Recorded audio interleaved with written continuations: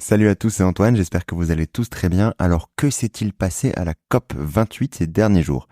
Comme je vous en parlais dans le précédent podcast, de nombreuses décisions ont fait débuter cette COP à Dubaï sur les chapeaux de roue. Tout d'abord, l'annonce de la création d'un fonds de financement pour les pertes et dommages, à savoir pour les pays vulnérables au changement climatique, mais également l'annonce de l'engagement d'une centaine de pays sur le fait de tripler les énergies renouvelables d'ici 2030. Depuis ces annonces, les financements pour le fonds des pertes et dommages continuent de grandir, mais restent malheureusement assez insuffisants. Nous sommes maintenant à plus de 700 millions de dollars de promesses, alors que cela devrait atteindre entre 200 et 500 milliards de dons. Également, le nombre de pays qui s'engagent à tripler les énergies renouvelables a légèrement augmenté ces derniers jours. On est passé de 118 pays à 128 pays. Les nouveaux pays ayant rejoint le mouvement sont la Nouvelle-Zélande, le Ghana et la Thaïlande par exemple.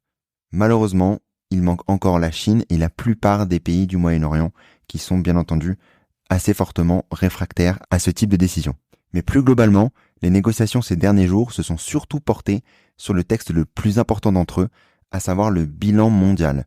Ce bilan mondial doit permettre aux pays d'identifier collectivement des pistes d'amélioration de leur action climatique.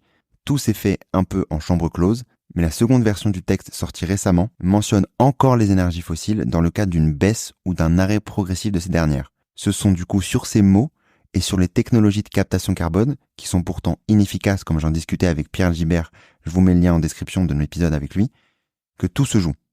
La Chine, l'Inde et le groupe des pays arabes souhaitent activement la suppression des mentions poussant à l'arrêt des énergies fossiles et poussent malheureusement vers une autre phrase, à savoir l'augmentation substantielle du recours à ces technologies de captage et de stockage du carbone. Ces pays ne sont bien sûr pas les seuls à pousser à une non-prise de décision.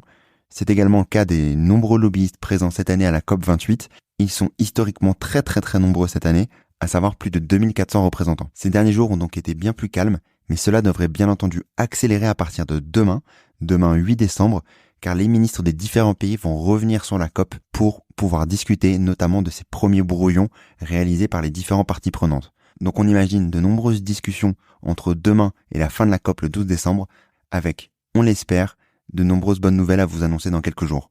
Je vous tiens bien entendu informé dans un prochain épisode du podcast de ce qui se passera d'ici la fin de la COP.